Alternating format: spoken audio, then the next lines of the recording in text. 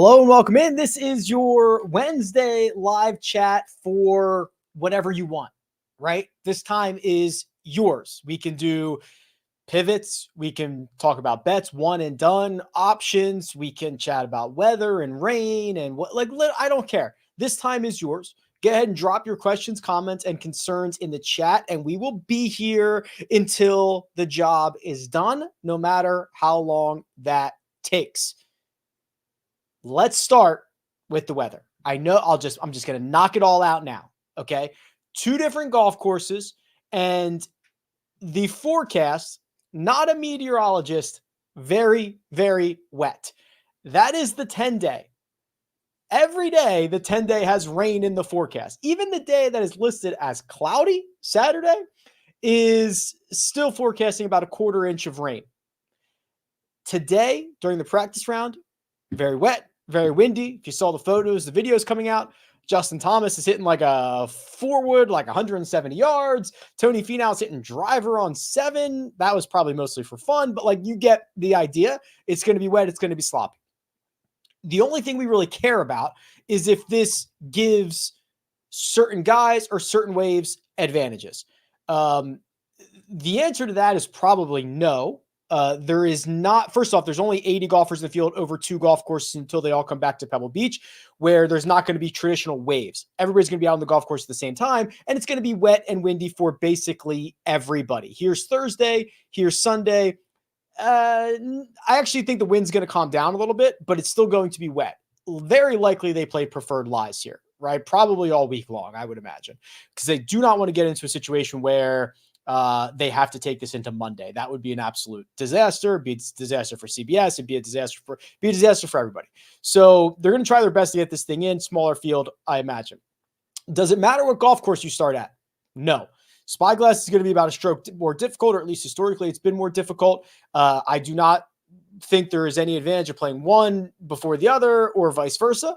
And then to answer all the questions about who are the best wind players and who are the best rain players, the wind stuff is very, very noisy. If you've heard me talk about this before, I'll try not to get on the soapbox. There are a million other factors of why a golfer could play good, bad, or in the middle that are completely that are not like wind dependent, right? So until that data gets better, we're going to forego that.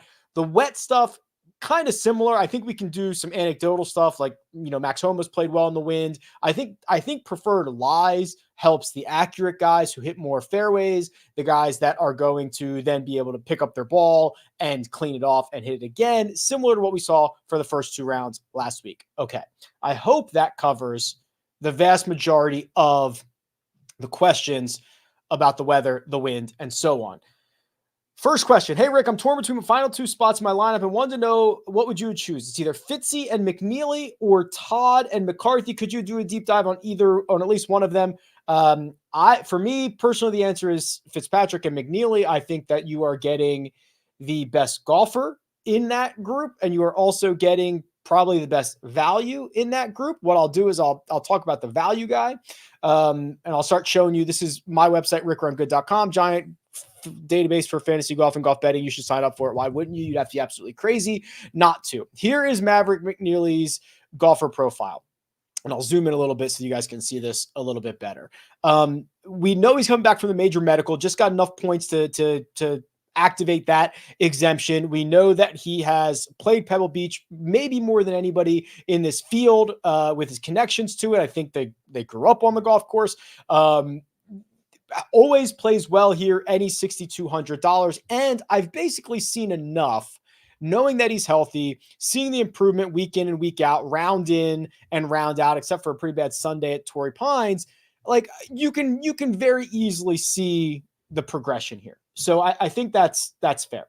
Hey, Rick, how worried? Oops, sorry, I skipped one. Hey, Rick, is Sepp Straka the most underpriced golfer in the field this week? That's interesting.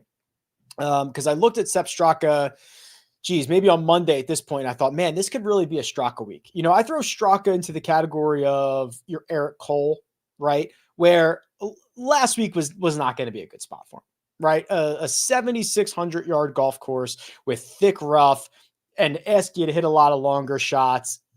That's not Sepp Straka. It's not Eric Cole. This is a much better spot. Average driving distance like 278 off the tee for the entire field. Hit more greens. He's really turned into a much more consistent player. Approach plays there, putters there. I think this is a pretty good spot to buy in on Sepp Straka on a little bit of a bounce back, to buy in on Eric Cole on a little bit of a bounce back. How concerned should we be about Cantlay's approach numbers the last 2 weeks?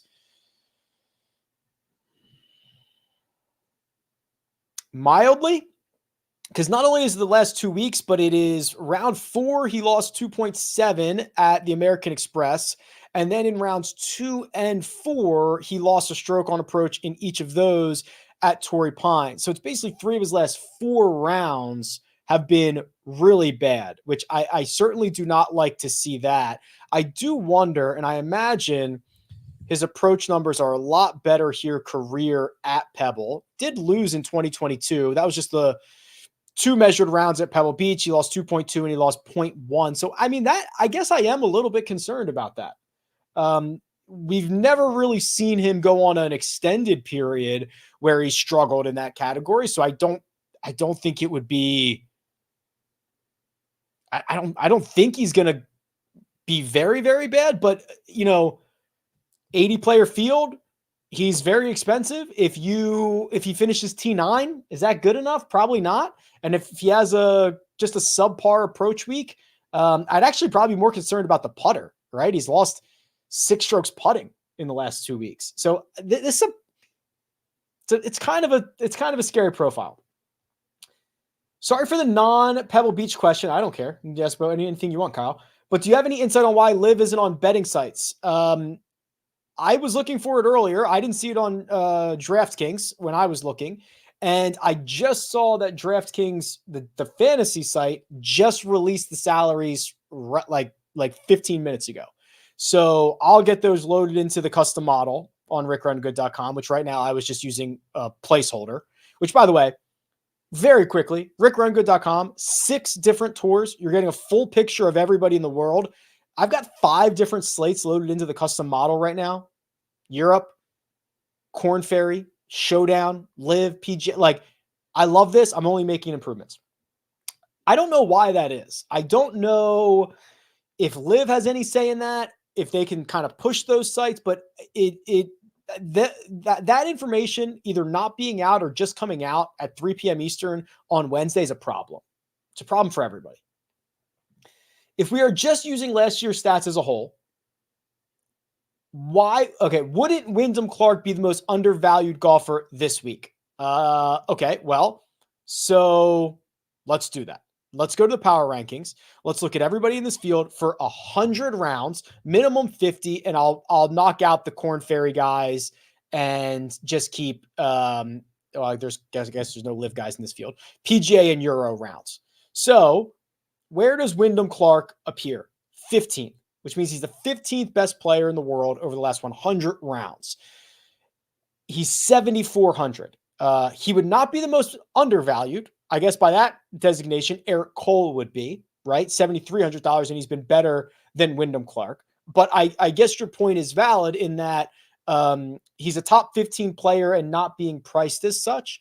The issue, of course, and I do wonder, I kind of floated this a couple of weeks ago. There were a lot of Wyndham Clark to Live rumors, a lot of them. And I wondered, I theorized, was that influencing his play? Because it got really bad. It was okay after the win, but it got really bad at the end of last year and into 2024. And I was wondering if that was a distraction thing. If that was true, big if, Liv's set now, right? So he's not going to be going to Live. I wonder if this can kind of get him back into the swing of things. He did fix one of his problems at the American Express where he hit it much better. The putter is still an issue, which is very weird because he hasn't been this bad with the flat stick in a while. So I'll say, if you're willing to take a flyer and try to be early on a guy, Wyndham Clark is probably one of the best options to try to be early on. That's what I'll say. Are all signature events no cut? Yes. Does every position earn prize money? Yes. If so, how does this change your one and done strategy? You need to use your best options in signature events. $3.6 million for first, $20 million in the entire purse. The other thing is, and I'll just show this right now as we kick off the one and done options. So this tool from Pool Genius that I consulted on this summer or this winter, and is now, it's free until the Phoenix Open. It's literally free. You can go use it right now. I think this is a very valuable tool that's only going to become more valuable as the year goes on. So what you'll see is they're telling you, they're looking at who you've already used, this purse compared to other purses, finishes at this tournament, how good each player is compared to everybody else. And it gives you a short list or a rank of golfers. And they're telling you you use a stud here. And I agree with that. Quickly, I'll show you if you haven't seen this yet. So you can now go back in and put in your past selections. So the way that this reads is, in this one and done, I used Ludwig, I used Eric Cole, I used Tony Finau. So it knows not to show me those guys. And it tells me, Patrick Cantlay is probably my best option in this entry. And it knows how many users are in it because I've put all that stuff in. But like Jordan Spieth, Colin Morikawa, Max Homa would all be very good options here. So the link for this tool is in the description. Again, you should just go sign up right now. It's free for at least another week until the Phoenix Open. There's a free trial, and it's a really, really good tool that's only getting better. And I can say that because I helped consult on it. So I'm happy with the way that that's coming out. They've done a great job. Rick, would you like to be my go-between to the golfers where a SM donation, small donation, I won't pick them in one and done? Oh, got it. Okay. Got it. So whoever Dan picks stinks. Okay. There's not a question there. Thank you, Dan. Much appreciated. Pivots at each range. A lot of these look juicy. All right. So shout out to Mike Cavalunas, who does the ownership projections at rickrungood.com. I think he does a phenomenal job. Let me make sure I have the most up-to-date ownership projections. I believe that I do. Okay. So these were updated 2 hours ago, maybe something like that. How come I'm not on the screen anymore? Oh, there we go. Okay. About two hours ago. So there is a lot of spread out ownership between Rory McIlroy and Colin Morikawa. It's like 8 guys, everybody between 17 and 24%. So there's not a lot of pivots to be had there. The pivots below that are Sam Burns, Cam Young, Jason Day, Hideki Matsuyama. I like Tom Kim as a pivot from Benny On and JT Poston. The middle of the 7K range. I mean, Keegan Bradley at 7.6 instead of Chris Kirk at 12. Yes, please. Eric Cole's popular. Yeah, we're getting sharper. That's pretty good. Wouldn't mind Kevin Yu, who's almost a third of the ownership. Kevin Yu, if we believe, has figured out the putter, which he has in his last 2 starts, is going to be a problem. And he finished 7th here last year. Okay. Pivots down farther than that. Cam Davis is getting a little bit of ownership, 9.8% at the top of the 6K range. I'd probably prefer Taylor Montgomery. Crazy, but that's the world we're in. So yeah, a couple of decent options there.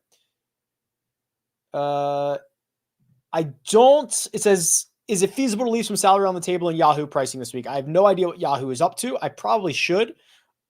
Haven't gotten there. Haven't gotten there in the last 5 years. It is almost never a mistake to leave money on the table. Just anecdotally, every week I send out my newsletter, which I think that you should go sign up for because I think it's great. Let me see if I can find it real quick. And every week it's free, 100% free. And every week I send out the previous week's optimal lineup, the best possible lineup that you could have made.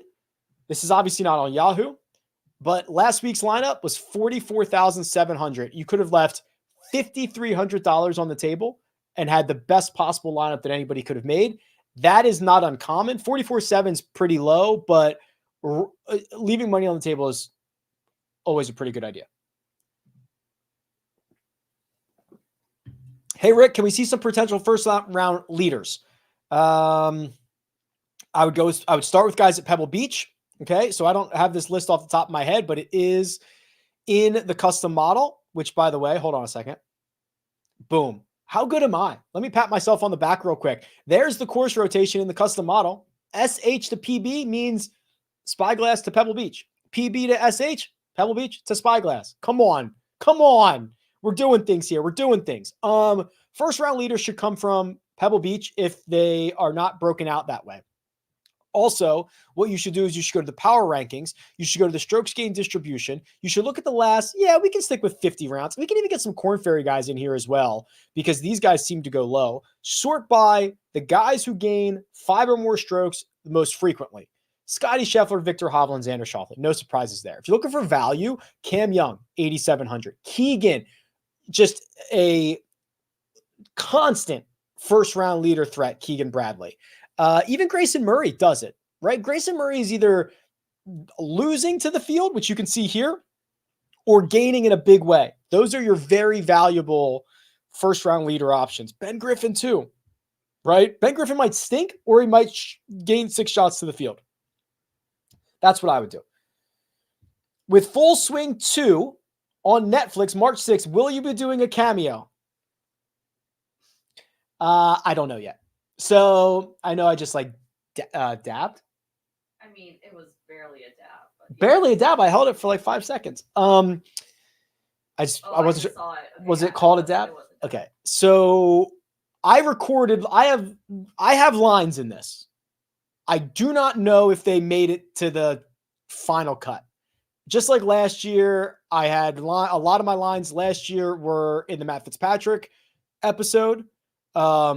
And again, I knew in advance that I had lines and I just didn't know what was going to make it to the final product. Same thing this year. It's been months since I saw this, but I have more lines this year and they are mostly Ryder Cup oriented. So when we get to those episodes, I don't know when they are. I assume I'm going to hear myself. I haven't heard otherwise, but things can always get cut. So we'll find out. Don Ricardo, is Victor making us an offer we can't refuse? Is Hovland an auto play if he stays at 15 or 16%? Okay. So, there's only one thing that I'm not super thrilled about with Victor right now. You've got the positives of, he's one of the best players in the world, one of the best ball strikers. You have the positives of good vibes and good history around Pebble Beach. I think that he is a better player now, especially around the greens, than he's ever been. I think that he's not a streaky player, but he's somebody that, like, when he's playing a lot, seems to continue it. We haven't seen him since the Century, which was, 3 weeks ago. That means he played competitively once in January, once in December, once in November, and then he played the Ryder Cup in October. So really like 4 events at the highest of levels in the last 4 months. I like Victor when it's hot in the summer and he's rocking and rolling and you get a lot of golf in a short period of time. That's my only concern. Other than that, I think he's pretty exciting. So if you don't care about that, go for it. Please show us the one and done ownership percentages. I can't show you on Splash because that's not where we do this on Wednesdays. So I assume this is what you're talking about. I'm going to show you the projections, the site-wide picks on officefootballpool.com. Jordan Spieth is the most popular one and done selection this week, 20%. Max Homa, 12. Patrick Cantlay, 11.5. Victor Hovland, 6.9. So if I compare this to the Pool Genius tool, so the Pool Genius tool gives me my ranks of Cantlay, Spieth, Morikawa, Homa. Cantlay, Spieth, Morikawa, Homa. Cantlay, Spieth, Morikawa. Okay, so here's where I would look at this. 3 of those guys are the 3 most popular guys, and Morikawa is a 3.4% projected ownership. So when I look at this, Pool Genius and the ownership, I should probably roll with Colin Morikawa, right? In this one league. He is my 3rd best player at a significantly lower ownership than those guys. I should probably roll with Colin this week. That's the way that I read that.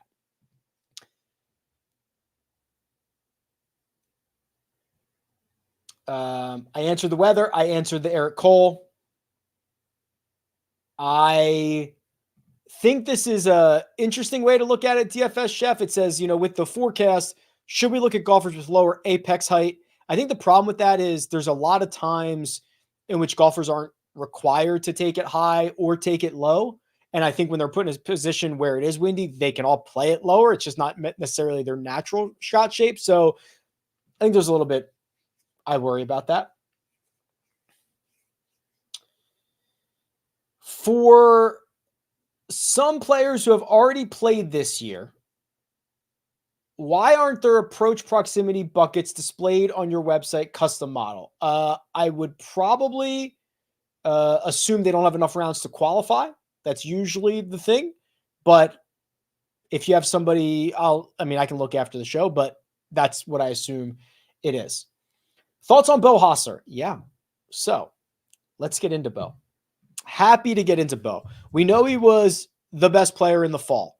We know that for the most part, he has carried that over into 2024. He got the T47 at the American Express in his first start and then played much better with a T6 at the Farmers. Look at these numbers.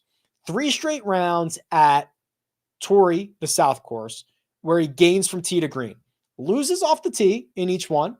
Not a huge surprise. Gains on approach. That's pretty good. And then his short game is always outstanding. He has really improved the second shot. This time last year, he was a loser on approach. And now he's a pretty consistent gainer, continues the short game positive stuff. He is, this is a golf course that asks you to be pretty proficient in the short game, that is Bo. He's got back-to-back top 11 finishes, T11 and third in his last 2 years. Giddy up. It's Bo time. Seems like Jason Day isn't being talked about. It says this much after his missed cuts last week. I got kind of a bigger problem with Jason Day outside of just the miscut from last week. I mean, he's not been good. Throw him in the Ricky Fowler category. Since the win, he hasn't been very good. He's been better than Ricky, right? He had the runner-up at the Open. He had, if you want to give him credit for a T10 at the Century, which was top third of the field, that's fine. These are not good metrics. Last week was a really good course fit for him, a place that he's had a lot of success at. Missed the cut. This week, another really great place for him.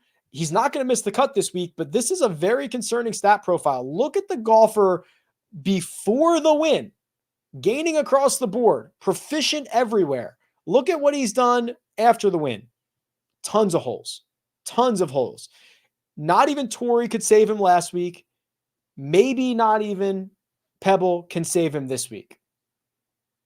Good afternoon, Rick. Who's the producer's play of the week? And great call on Finau last week. That's right. Armina, the producer, she picked Tony Finau last week. He was in the mix. She was very upset he was not able to close it out, but he had a good finish. Who are we going with this week? Pool Genius said to take a stud, so that would be Nick Taylor. She's defining stud a little differently than you and I would define stud. She's defining it as studly, and she's opted for Nick Taylor. Is that your pick? It wasn't until Pool Genius said that. My pick was going to be Jason Day. All right. She's going with Nick Taylor and a hat tip to Jason Day, but officially for the record, Nick Taylor. Any tool to pinpoint who plays better in the rain? Yes. That exists. You could easily look at scoring averages or strokes gained or whatever on days of rain or wet conditions. The problem is, are we attributing that to just the rain or just the wet? Or did the guy have a bad day and he would have had a bad day whether it was 75 and sunny? This exists. I have found it to be incredibly noisy. The wind stuff is different. I get the rain. I get the rain stuff. And I actually get, I've been trying to compile all the rounds that have been preferred lies on the PGA Tour, and I'll do like a strokes game preferred lies. That I agree with. I'm there on that. I'm there enough on wet and rain. Wind is a completely different animal. If you guys want it, I'll compile the data. I'll show it on the website. I'll tell you it's very noisy. If you want it, that's fine. Armina's going to put a poll in the chat.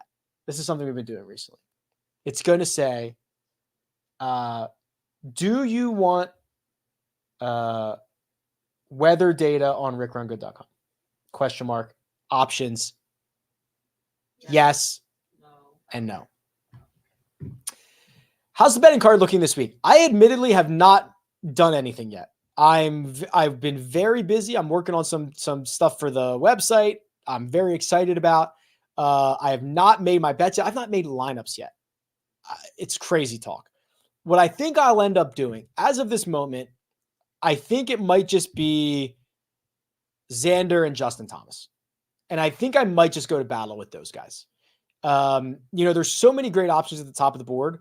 I think that's where I might end up. I'm worried that I'll miss out on Max. I think so the short list is Thomas, it's Xander, Thomas, Max, Fleetwood. I don't know why I said it like that. Fleetwood. That's the short list. I don't think I can bet them all. I'll probably go to battle with two of them. Xander and Homa, Xander and Spieth, Xander and Thomas, maybe Thomas and Fleetwood. It's going to be some combination of those four. I don't think I'm going to go lower than that in the outright market. Let's do a deep dive on Denny. We haven't done a deep dive on Denny in a while. Denny McCarthy. That's the question here. Oh boy, that's not great. He's played twice in 2024. He's lost multiple strokes off the tee in 6 out of 7. Approach play is weakening. He's even gotten in trouble with the putter a couple of times. I will pull up his Pebble Beach stuff.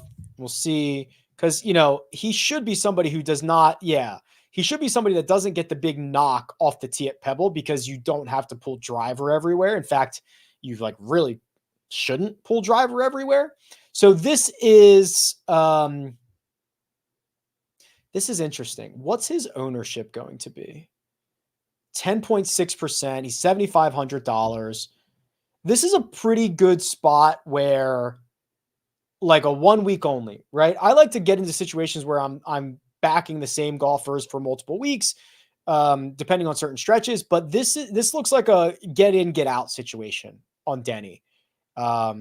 Undervalued because of the recent form, much better course form with good results. Get in, get out. Let's do Denny 1 week and then get the hell out of here. Does being paired with or being in the same group as high handicapper have any correlation to success? I worry Homa with Condoleezza Rice for 2 days and vice versa. I imagine Condoleezza Rice has a good smart game where like when she's at 6, she picks it up and moves along. I can't imagine her taking up too much time. I think the issue might be those guys who like think they're really good and they're 11 handicaps and they take forever. That's probably the issue, but these are going to be long rounds anyway. They know that coming in. Condoleezza Rice is not going to slow up a group by itself. They're going to be waiting for everybody. I wouldn't worry about it. Oh. Finally, a real question. Would you take Eric Cole or Brian Harman if they met in the octagon? I think I take Eric Cole, right? Grinder, mini tour grinder from Florida. He's probably fought a couple of Gators down there. Brian Harman, now cushy major champion, millions of dollars, probably has somebody do his grocery shopping for him. Does better with a gun. There's no guns in the octagon, right? You can't just hunt your prey from afar. You got to look it in the eye.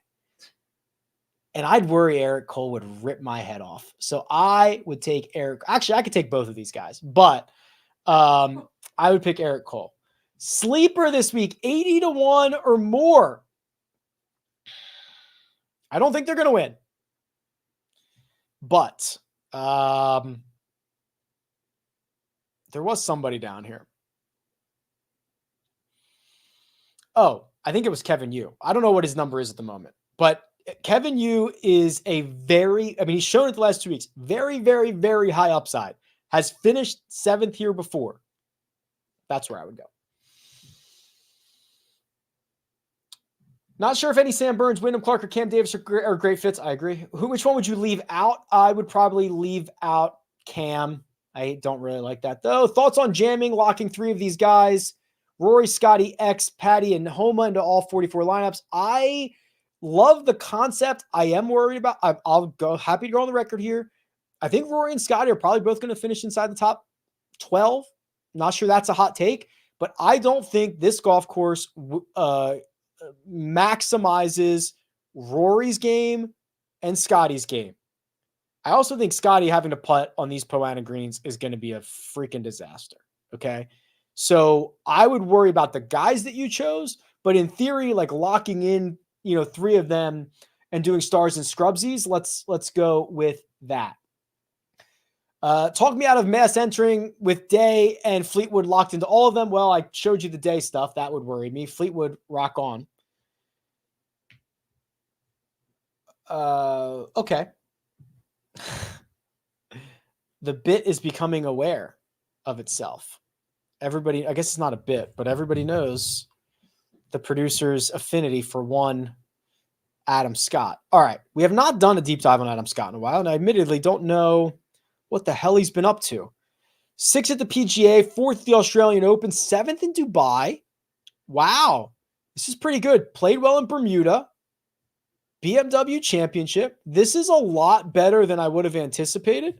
Has he played here outside of the US Open? Yes, it's been a long time. Only 3 times, so I wouldn't really care about that. That is surprisingly good. Don't mind that at all. If you wouldn't have a salary cap, what would your lineup be? Rory, Scotty, Victor, Xander, Patrick, Justin. Does your player pool get bigger with no cut events? No, but it does get wider. I'm willing to play $6,200 Maverick McNeely a lot more. But no, I wouldn't say it gets bigger. It gets wider. Off topic, but what the heck happened to Aaron Wise? Game struggled. Took a mental health break. I don't know. He did come back and play recently. I don't think it went well. We saw him. That's the last time we saw him. It was the US Open. I thought we saw him one other time. Maybe he withdrew. He was in a field and withdrew. But yeah, he's been taking a mental break. I've answered a lot of these. Are you scared with weather possibly delaying this tournament and burning one and done options that would WD to make it to Phoenix? No.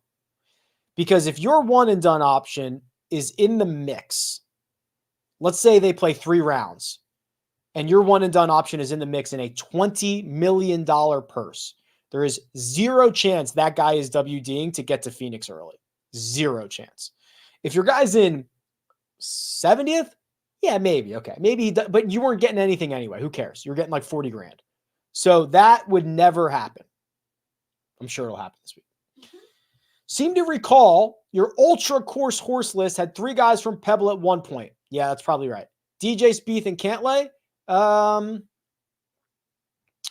It's possible. So to get to like the ultimate course horse level, you've got to be, it's like 2.4 strokes gained per round over like 40 rounds or 30 rounds. So that'd probably be like Day was probably on that list, 2.5 and 36. Spieth 2.18, Cantlay 2.14. So yeah, we're getting there.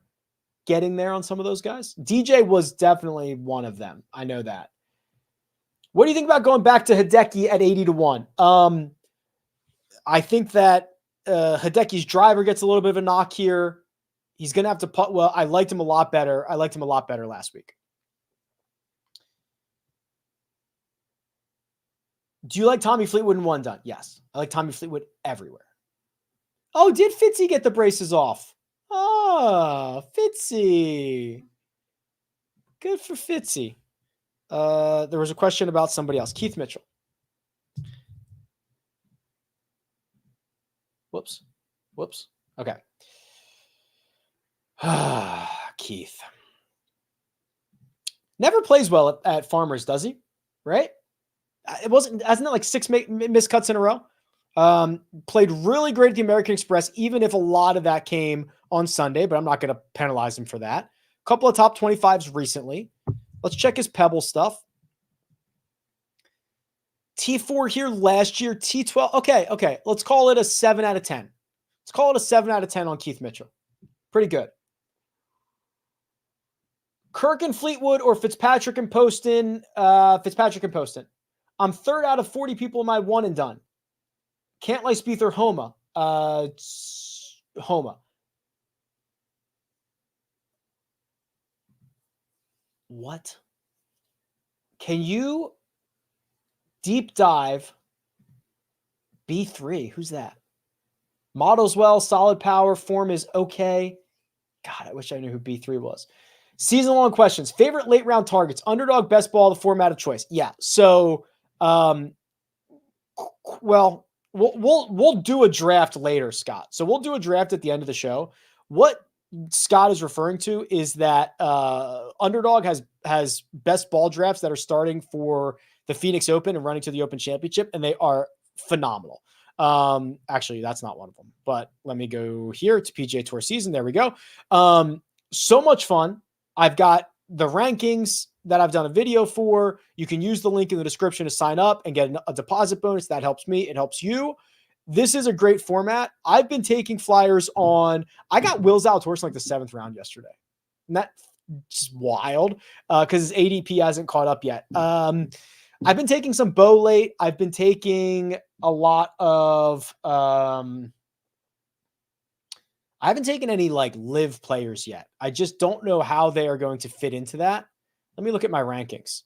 So I've got my PGA rankings loaded in here. So I've been taking a lot of Luke List late. I've been taking a lot of Keith Mitchell, Sepp Straka late. WM odds are up. Is there a good chance to make some bets hoping the elites drop out? No, I don't think so. I think there are a lot of I think that's being overblown. Even if this finishes on Monday, they're going from Pebble to Phoenix on probably a charter flight. It's not going to be that big a deal. Can you use your connections at CBS to suggest they show other golfers not in the final group and a couple of others? Knapp and Lashley just miss out on a playoff. If you think that I have that much pull at CBS, thank you very much. Okay. I've answered a lot of these, which is good. I'm going to pick out the goodies. Bez, not B3. Got it. Well, we've missed the momentum on that. Answered that. Vic and Taylor, I'm assuming Moore, or see, I don't know who that is. Is that Taylor Moore or Taylor Montgomery? If it's Victor and Taylor Montgomery, or Nick Taylor. Or Nick, see, that's tough. I need more information on that. How does the format change how you read previous year's stats? I would be much more willing to forgive missed cuts, right? Going from a 3-course rotation to a 2-course rotation and now a guaranteed cut. Like, I don't care if you missed the cut at this event before. I just really don't, especially if you struggled at Spyglass or somewhere else. So I'll give you an example. Sungjae Im, if you look, he hasn't played here since, I want to say 19, but let me see if that's actually true or not. He hasn't played here since 19. Okay. But if you dive into this, he was miserable at Spyglass and awesome at Pebble Beach. Now he's going to have to play both again this year, but the fact that, like, if you lose 5 in a single round at Spyglass, I don't care. Gaining 4.2 in 2019, like, there's just a lot of stuff that I can forgive. Keegan and Adam Scott too low for one and done. I think so. Pool Genius thinks so. So yes. In on Norin. I think we talked about Nick Taylor, but I love the fit. He's better now than he's ever been. All good.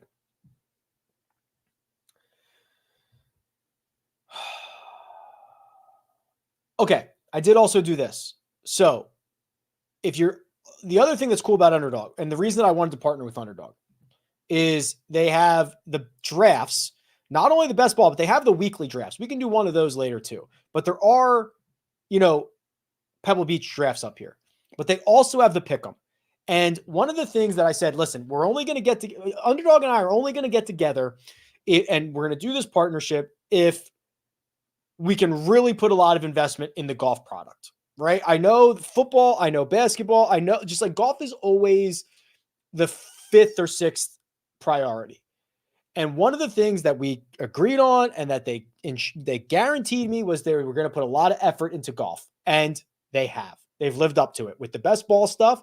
And they just added more stats. So instead of just strokes and birdies, now you can do bogeys or worse, cumulative par 5 scoring, fantasy points, and it looks like the correlation restraints are gone. I don't know if that's for everything, but for example, I tweeted this out earlier. I did higher on Fowler for, I think that line already moved. Strokes, or no. Oh, it was bogeys. It's gone. Wow, he moved it off the board. Sick. And I did higher on Hideki, and it let me do both of those. And they're both playing Spyglass. So I think I also did like a 5-legger or whatever, which I did tweet out. I will show that to you if you want to get in on it. And I tweeted out why I went there with a little bit of reasoning. So here it is. Fowler, higher than 2.5 bogeys or worse. See if that comes back. Hideki, higher bogeys. Finau, higher par 5 scoring. Sung Jae, lower strokes. Tom Kim, lower strokes. There's a reasoning for each one of these. You can use them or you can fade them. I don't care. What I think you should do either way is use the code Rick or use the link in the description, because the more we support Underdog and the advancements they're making, the better for everybody. The more you support me, the more I can do this stuff. That's just the facts. Okay. How high should we consider course history here? Probably not very high. I think Pebble Beach by itself is pretty predictive, but we don't have 4 full rounds at Pebble Beach outside of the US Open. This is a much deeper field than ever. It's no cut, and it's going to be more rounds at Pebble. So I think by itself, Pebble's pretty predictive, but unfortunately the format has not really allowed for us to care that much about it. Okie dokie. Are Europeans better suited for these conditions, or does it matter? I mean, ask Max Homa, right? Like, I don't know. Maybe, but I don't know how we would quantify that.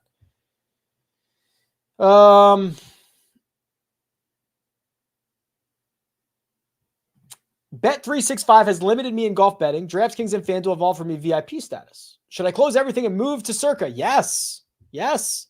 Of course. Who's my pick to win? Xander. I hate saying that. Do we have results of that poll? We do. Okay. What are the results of the poll? This is a poll where we asked, should we add weather information to rickrungood.com? 84% say yes, please. 16% say nope. I do wonder why 16% said no, because you could just not use it, right? Like it could be there, you could just not use it. You have time that you're spending on that. Oh, okay. It's a limited resource. Yeah, no, that's absolutely right. I am only one man and one woman behind me that we have to get all this stuff done. Brent Harris says, yes, Rick, please waste time on shit data and not on useful stuff. Okay. That's pretty good. Where are the best ball rankings on your website? I guess we should probably link them on the way. They're not on the website. So go to there. I have a YouTube video. There's probably a link in the description of like best ball, one and done best ball, or Underdog best ball strategy. In that description, there's a link to the rankings. We should probably put them on the website. Rankings are in the description. Oh, they're in the description of this video. Like this thing, best ball? Yes. Yeah, it's in the description. Yeah, it's in the description right now. Is it too early to use Xander in one and done? No, fire away. Great spot to use him. Ben, on thoughts. Okay. The maturation process of Ben on has been quite impressive. Always a great driver, though I think that gets a bit knocked down here. Starting to find really good, dare I say, elite approach weeks with a very competent short game and a much improved putter. And the results are following. I don't think this is the greatest course in the world for him, but he has shown he can do this on a lot of different courses. You know, Waialae and Kapalua, very different. Top 4 finishes in both of those. T3 at the Scottish Open, at the Renaissance Club. T2 at Sedgefield. He is starting to show the ability to play well across the globe at a lot of different setups.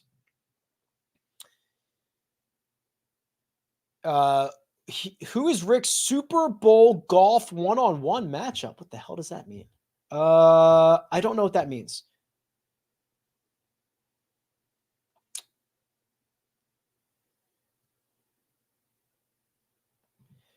Hey, Rick, I appreciate your work. I've noticed that when you do your models, whether on Wednesday or Monday, you rarely use the weighted categories. When are the best reasons to use weighted stats? I should probably use them more. It's probably just out of habit that I go straight to the raw stuff. The best time to use the weighted stats would be when you have a bunch of players from different tours in the same field. So major championships, where you've got live guys, maybe you have some guys who qualified in, who primarily play on the Corn Ferry, and you've got DP guys, and you've got PGA guys. Weighted stats help figure that out. At the beginning of you should probably be using it right now. At the beginning of seasons, when your Corn Ferry guys come up, right? Because if I go to the power rankings, for example, if I go to the power rankings and I do the last 100 rounds, raw strokes gained for everybody, I bet you there are a lot of Corn Ferry guys on this list. Let's see. Maybe not.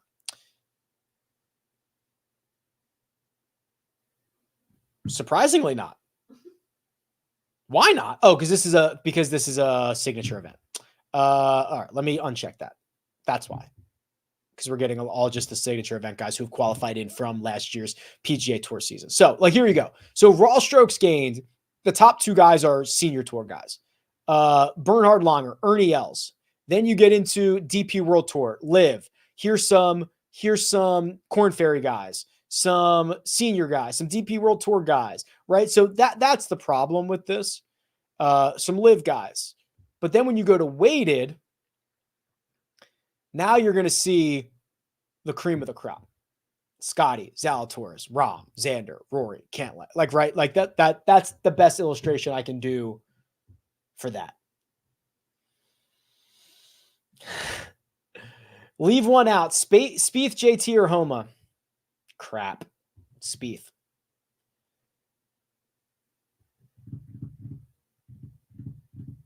Do you mind sharing why you're no longer doing the Golf Digest panel picks? Yes. 100% my decision. I decided that. I appreciate, Steve Hennessy, I love over there. I consider a very good friend. I told him, listen, I'm just going to focus on the Rick Run Good ecosystem, right? Doesn't that make sense? It's not just Golf Digest. It's other things that I cut back on outside of the Rick Run Good ecosystem so that I could spend more time here making the tools better, making the content better. Why do things outside when I can do it here? No hard feelings. Steve is great friend, but I just wanted to spend that time and energy on the Rick Run Good ecosystem. Steve is Ollie's uncle, right? So whatever that means, we're still good friends, obviously. Have you ever played Pebble? No. God, I would love to. If anybody wants to get me on, I guess I could just pay to get on, but has not happened yet. Whoa, Jim Halpert's in the chat. The disrespect for Wyndham Clark. Good approach and good putter. Not as much recently. And less than 6 months removed from winning the US freaking Open. Huge value. I tend to agree. But are you not concerned about the stuff recently? I don't know. Could be. Jim Halpert, look at the cameras like this. I'm on HQ right now. Am I? Yeah, I did a segment on HQ earlier, but I guess they're running it back. So I'm in 2 places at once. Okay. A lot of questions about Jason Day, et cetera, et cetera. A lot of these have been answered, which is good. Does Rahm going to live have any effect on you changing or keeping the pick behind you? No. Listen, it has gotten harder and harder to hold it against these guys, especially after what Jay Monahan did. That's my opinion, is when you hold this moral high ground and then in the middle of the night with none of your membership knowing about it, cutting a deal or a deal to make a deal, which might not even get done, you're to blame. Okay. And now you throw all these guys under the bus. So no, it's a great picture. John Rahm's a phenomenal player. I love that I'm in it. I don't see it going anywhere anytime soon just because of the live stuff. If I get something better, maybe. And Armina got it for me. Is Homa too chalky and one and done? He's going to be the second most popular. He's going to be the second most popular behind Jordan Spieth. I don't think he's too chalky because there's a lot of season left, right? Like if you catch 3.6 million from Max Homa, you can worry about being chalky later. Okay. All right. Here's what we're going to do. So I want to remind you of a couple of items. I already showed you the Pool Genius tool, which I love. Go check that out. It is literally in a free trial right now. There is a splash contest that is guaranteed. Payouts are guaranteed. Let's fill that up. Link is in the description. It's tiers. I haven't put my picks in yet because I'm way behind, but I'll get to that. You'll pick your tiers. Winner's going to get $800. Okay, it'll pay out top 25 spots. The other thing is you should sign up for my newsletter, 100% free. Links in the description. And what we're going to do now is we are going to go over to Underdog and we are going to do a best ball draft. And Mina, I would like to commence the Underdog portion of the show. Okay, thank you. So code is Rick. Link is in the description. Let's do a draft. Okay. We're going to do we can do a best ball draft. Then maybe we'll do a Pebble. Actually, let's do a Pebble draft first. Because if you're here for the Pebble stuff, this might help you make decisions between golfers. That's a 2-person draft. I want a 3-person draft. Let's do this. And if this is anything like last time, okay, no. Oh yeah. If it's anything like last time, you guys are going to snap these up and I'm going to basically tell you who I'm picking, but this will at least be helpful in making decisions between golfers this week. So we're waiting for 2 spots. While that loads, you know what we could do? We could do this like poker and like double multi-table drafts here. That would kind of be sick. Okay, hold on. Watch this. So this is going to be real dirty. We're going to multi-table. I've never done this before. This could be a horrible idea. We are going to multi-table drafts. So let me present my entire screen. This could go horribly wrong. All right. So we've got our Pebble. I got to keep these separate. We've got our Pebble draft on the right. We've got our season-long best ball draft on the left. So we'll go to the scramble. 30-second per pick. We're in. Oh, and this one's ready to fill. All right. This one is already filled. So I'm not going to use my rankings because my rankings are already loaded in. We've got the 3rd pick. We are in the 3rd pick. So we are going to get Scotty, Rory, or I don't have enough Victor yet at this point. He seems to go second a lot. I just haven't gotten enough of him. So we'll take Scotty, Rory, or Victor there. Still waiting on 2 more I think I'm in a $10 3-ball or 3-man over here. 3rd pick. So ideally I want to get Jordan Spieth at some point. Ideally I want to get Sung J M at some point. We do not need to get Eric Cole. We've got a lot of Eric Cole. We have a lot of Justin Rose. Link is in the description. Go get involved. Okay, we're waiting on 1 more on the right. We are dual screening drafts. If you're not signing up for Underdog after this, you're not. Do you notice I have the Dachshund?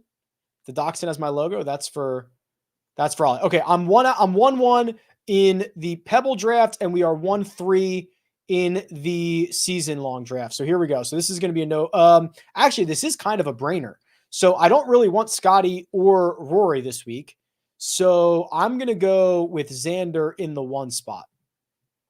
All right, so I'll queue up Xander there.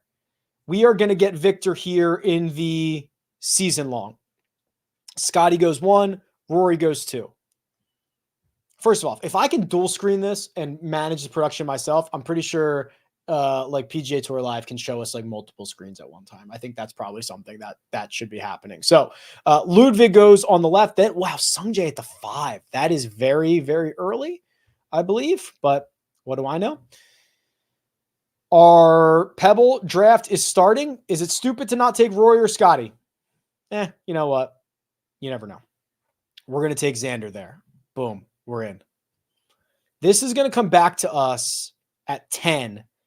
And I hope to get Spieth, though I do not think he will be available. Xander just went 6th in the season long.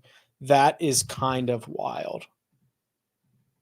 Obviously, Terrell Hatton's ADP has sunk like a brick from like 8th to 44th. Wow. Rory's falling to at least 4 in the Pebble. Oh, I guess not really because it's the same guy, unless he doesn't take him. But he might take Homa and Rory here, which is probably what I would do. No, he took Spieth. Is Rory? I'm going to get either Rory or Victor at the 6. And I get the turn at 7. All right, we're on the clock here. We're going to get Spieth in season long. Love it. Thrilled. Okay? I'm Victor and Spieth in season long. Thrilled. Needed more Jordan Spieth over here. Okay? Wow. Okay, so we're going to take we'll take Victor for Pebble, and we will take Colin Cantlay. We'll take Colin, and we're going to hope that what are the chances JT gets back to us? Pretty 0, right? All right, we're back on the clock here. Third pick. We still have, I'm going to try to hold off on Zalatoris for a while longer, but I do think at this point, it wouldn't be a bad selection because I think he's going to be healthy. I think he's going to be in everything. We're going to go with Tommy Fleetwood there. If Zalatoris is still available with my 4th pick, I will probably snatch him up. We are about to be back on the clock with 12 and 13. Wow, these 3-mans go fast. If we can get Fleetwood and Tom Kim. Okay, so we're going to get Fleetwood here. I could take Ludwig. I know it's not the greatest spot for him, but him still being here feels a little dirty. Let's take him. Let's be a little bit risky here. We'll take him. We're 3 picks away from taking Will Zalatoris in our season long. If he's not there, I'm pretty disappointed because the rest of these guys I don't want to be investing in. I think that Zalatoris is clearly the guy. I guess I'd go Sam Burns for upside. I'd consider Sahith. And I'd consider Poston. But I would like Zalatoris in this slot. Sahith goes. Harmon goes. One more to fade. Mario, don't do it, you dirty dog. Pick. Okay, he picked Cam Young. Thank you. We'll get Zalatoris here. Don't mind it one single bit. 22nd pick, Will Zalatoris. It's a long year.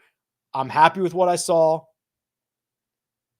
We will rock and roll. All right, we're coming up on our final pick here. Wow, our final pick in the Pebble Beach one. I'll take Ben On. Would not mind Ben On as the last pick. We talked about him a lot. Or Tom Kim. Oh, Ben On or Tom Kim. Oh, okay. Tom Kim just went. So that made that decision very easy. Benny On. There we go. Our team for Pebble. Xander, Victor, Colin, Fleetwood, Ludwig, Benny On. Cool with that. Let's go back to the big screen for season long. So we've got, 6 picks to go. This is our 5th round selection. I have too much Rose. I don't want Ricky yet. Denny scares me. I don't want Adam Scott. I don't want Jason Day. I think it's a Sam Burns selection. High upside. He's going to contend a lot. This is best ball. The weeks that he doesn't play well, I don't really care about. No big deal there. I'll start queuing up Bo. Okay, so Poston went immediately. Mario took Poston immediately afterwards. So I'm going to start queuing up Bo. I'm going to start queuing up Hadwin, who's in everything. I'm going to start queuing up Nick Taylor, Keegan,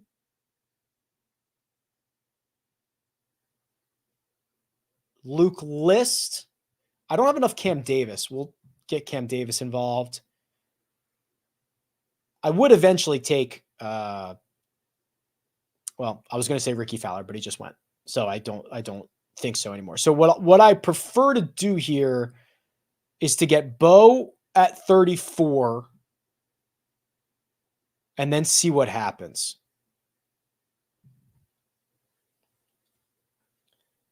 I think there's a lot of juice to squeeze out of Bo. He's gotten better and he's played really, really well.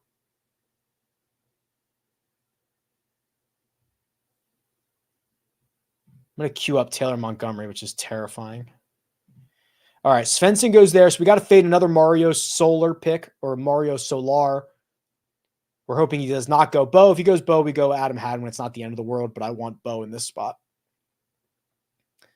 Hadwin, I believe, is in all the signature events. He's in everything. Okay, Keegan went. That was a pretty good pick. We'll take Bo.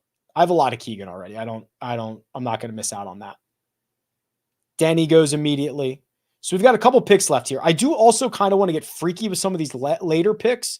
Some of these guys that are, league winners, essentially. Like Keith Mitchell, who's like barely being drafted. Could be a league winner. There goes Hadwin. That's a good pick. So I'm just kind of scrolling. I'm going to try to just find me like Scott Stahl, like Rasmus. Well, maybe not Rasmus. That's probably not a good call. Horschel. Somebody to get like McNeely. Whoops. I accidentally queued Norman Zhang, which, listen, as if I needed any more. We are going to take, all right, so this is kind of tricky. Hadwin just went ahead of us. We're going to go Cam Davis. We don't have enough of him. We've got 3 picks to go, 8, 9, 10. We're targeting probably, realistically, Luke List, Keith Mitchell, Maverick McNeely. If we get that run out, I think we're okay.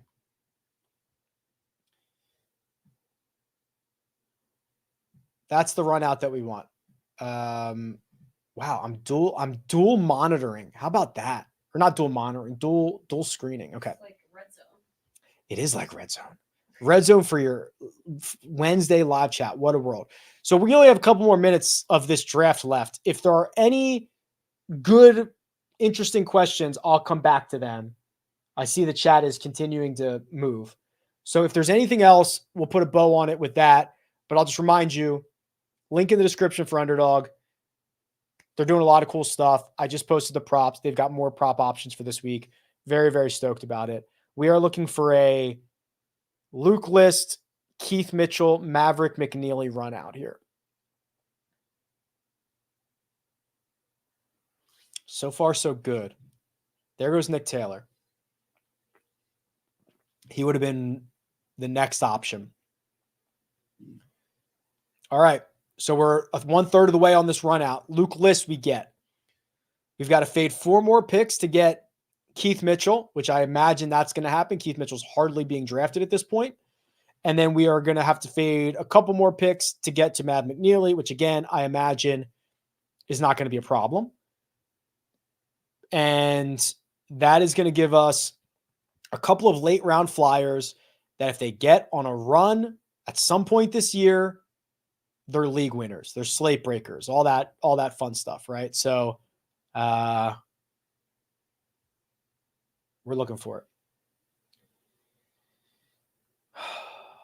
Obviously, the tourney is being played at Pebble 3 of the 4 days. Are you putting much, if any, stock at Spyglass course history? No, not really. Because again, completely different field. Even if they've played this event before, they've only ever played 1 round at Spyglass. Should Nick Dunlap? That's a good call. Bless you, Ollie. Should Nick? Okay, I'll tell you what. I'll take Nick Dunlap. If he's actually, I'll take him right now. Right? For kicks. Let's do it. This isn't bad. Should he be? I don't know, right? I mean, expectations are really high. He's done things that only Phil Mickelson have done. He's done things that only Tiger Woods has done. I imagine he'll probably play a lot. He's in everything. Pretty good call, Nick Dunlap. Again, I just don't know if I I know. So Jim Halpert says, my coworker the other day came in with a huge pot of chili and then spilled all over the floor. It was nuts. That is crazy. It's almost as crazy as if like,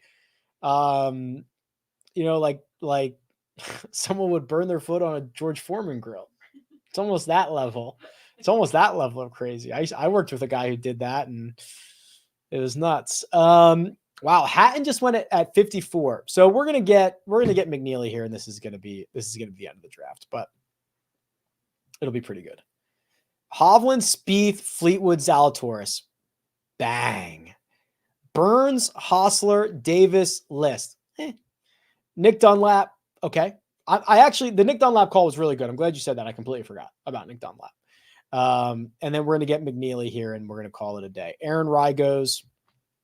Griffin goes. Mario's going to make the last pick. And then we're going to be able to get out of this lobby. Oh, Keith Mitchell just went. All right. So we'll take McNeely. There we go. All right. Decent team. We'll see how that's a team that I want, that like I need to advance out of the first couple of rounds because I think that team gets better as everything goes on. All right. Mina, thank you very much. Go sign up for Underdog, link in the description. Go sign up for rickrungood.com. It's phenomenal. I think so. I think you will too. All right. I think we're done. A lot of good stuff coming. Ollie seems like he's getting restless back here. So I think we are going to wrap it. Big thanks to producer Mina. She does all the hard work behind the scenes. Best of luck. I'll see you guys soon.